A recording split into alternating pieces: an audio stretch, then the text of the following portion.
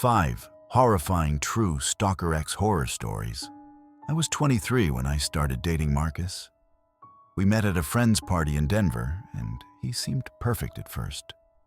Charming, attentive, always knew the right thing to say. We dated for about 8 months, but then things changed. He got possessive, started questioning where I was all the time, who I was with, why I didn't answer his texts fast enough.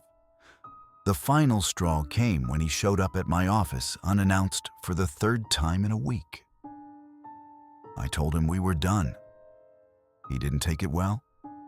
He kept calling and texting, showing up at places he knew I'd be. After 2 weeks, I blocked him on everything and threatened a restraining order. That seemed to work. For a while, at least. About a month passed, and I started to relax. But then one night, I was home alone watching TV when I heard footsteps on the gravel driveway. I peeked through the blinds, and my stomach dropped. Marcus was standing in my front yard, just staring at the house. I called the police immediately. He stood there for maybe 5 minutes before walking away. By the time the police arrived, he was gone. Over the next few weeks, it got worse. He started leaving things on my doorstep. Flowers, then notes telling me he loved me, that we were meant to be together. Then one morning, I found footprints in the dirt leading right up to my bedroom window. The screen had been pulled off and left on the ground. I filed for a restraining order that same day. 2 nights later, I was in bed when I heard tapping on my window. Then he started trying to pry it open. I called 911 and stayed on the line while he worked at the window. When the sirens approached, he ran. Police found a crowbar and fresh pry marks on the frame. They issued a warrant for his arrest. It took 3 days, but they caught him. He was charged with stalking, violating the restraining order, and attempted breaking and entering. He got 2 years probation and mandatory counseling. I moved to a different part of the city. It's been 2 years now, and I haven't heard from him since. But I still check my surroundings constantly, still lock every door and window obsessively. The psychological damage doesn't just go away. The thing that scares me most is how quickly someone I thought I knew turned into someone I didn't recognize at all.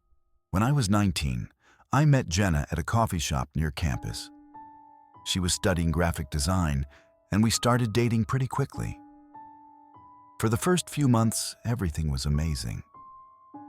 But then I started noticing red flags. She'd get upset if I didn't text her back within minutes. She'd show up at my apartment unannounced, sometimes late at night. She started accusing me of flirting with other girls, even when I wasn't. After about 6 months, I broke up with her. She begged me to reconsider, but I held firm. That's when things got really bad. The texting started immediately. Dozens of messages a day. I stopped responding, so she started calling from different numbers.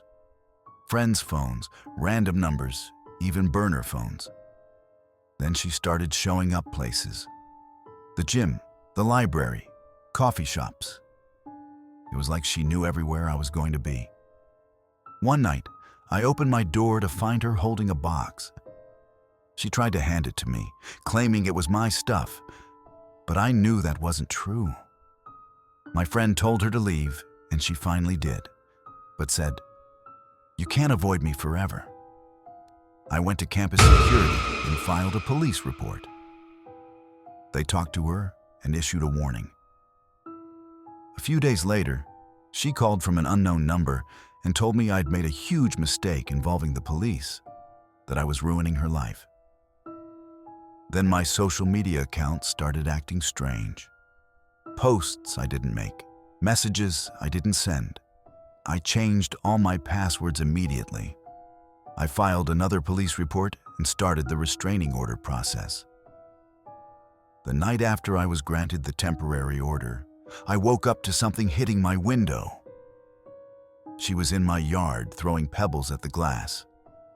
I called the police and she ran. They found a bag she'd left behind, filled with my things. Photos, a hoodie, even an old notebook. It was like she'd been collecting pieces of me. They issued a warrant and picked her up the next day. She was charged with stalking and violating the restraining order. She got a year in jail with 3 years probation. Even now, 2 years later, I still feel the effects. I'm hyper-aware of my surroundings. I check my locks multiple times a night. The whole experience taught me that sometimes the people who seem the most harmless can turn into the biggest threats. I met Sarah online when I was 25. After about a month of dating, she wanted to make things official. I wasn't ready, but I went along with it. Almost immediately, her behavior changed. She wanted to know where I was all the time, who I was with. She'd show up at my apartment unannounced. After 3 months, I ended it. She didn't take it well. For the first week, she sent dozens of texts about how much she loved me, how I was making a mistake. I stopped responding, and that's when things got strange. I started noticing her car parked on my street. She'd just sit there for hours. I confronted her once, told her to stop or I'd call the police. The next night, she was back. The police talked to her, but she returned days later. Then someone started trying to access all my accounts. My email, social media, bank, everything. I changed all my passwords and got a text from an unknown number. You can't hide from me. Then she called my workplace claiming I'd been harassing her, sending fake screenshots of texts I never sent. I had to explain everything to my boss. I filed for a restraining order. In the meantime, things continued. I'd find flowers and notes on my doorstep. Then one night, I heard scratching at my door. I looked through the peephole and saw Sarah holding something. She started pounding, yelling for me to let her in. Finally, she stopped and left. The police found deep scratch marks on my door and a knife on the ground. They issued a warrant immediately. She was charged with stalking, criminal trespassing, and attempted assault. She got 18 months in jail with 5 years probation. It's been a year, and I still feel the effects. I've moved to a new apartment, and I'm careful not to post anything on social media that could give away my location. This happened about 4 years ago. I'd just gotten out of a relationship with a guy named Tyler. He was controlling and jealous with a bad temper. When he went through my phone and accused me of cheating, I ended it. He called constantly, sent long texts, showed up at my apartment multiple times. I threatened a restraining order, and he stopped. For about a month. Then I'd come home and find things out of place. My mail looked opened and resealed. My spare key was missing. I changed my locks immediately and filed a police report. They suggested I get a security camera. 2 nights after installing it, I got a motion alert at 2 a.m. Tyler was on my porch trying the door handle. I called the police and showed them the footage. They went to talk to him, but he denied everything. I filed for a restraining order the next day. The night before the hearing, my neighbor called. She'd seen someone lurking around my apartment and described Tyler perfectly. The judge granted a temporary restraining order. A few days later, I started getting calls from unknown numbers, then texts from different numbers, some pleading, others threatening. I forwarded everything to the detective. They issued a warrant and picked him up 2 days later. He was charged with stalking, violating a restraining order, and harassment. He got 3 years in prison with 5 years probation.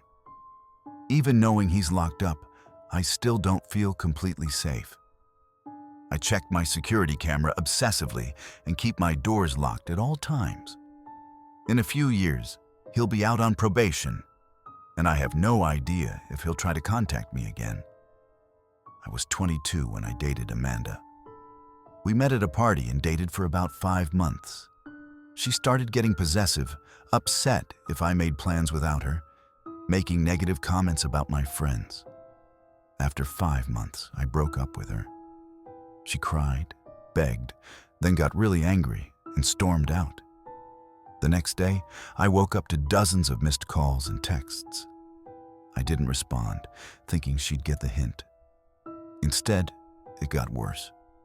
She started showing up at my apartment, knocking for hours. Then she'd just sit in her car across the street, watching. I called the police. They talked to her. But she kept coming back. Then she started showing up at the restaurant where I worked, sitting at my tables and watching me. My manager kicked her out. A few days later, fake social media accounts started messaging me. I blocked each one, but new ones kept appearing. Then one night after my closing shift, I found all 4 of my tires completely deflated. Amanda was sitting in her car at the far end of the parking lot, watching. I filed for a restraining order the next day. The night after it was issued, I woke up to pounding on my door. Amanda was clearly drunk, yelling for me to open up. I called the police. She took off when she heard the sirens. They issued a warrant and picked her up at her apartment. She was charged with stalking, harassment, and violating a restraining order. She got a year of probation and mandatory counseling. It's been 3 years, and I haven't heard from her since. But I'm still cautious about who I date, and I'm always aware of who's around me. So, what's the craziest thing an ex has ever done to you after a breakup? Have you ever dealt with someone who just couldn't let go? Drop your story in the comments below. I read every single one. And if you made it this far, make sure you hit that subscribe button so you don't miss out on the next upload. Trust me, you won't want to miss what's coming next.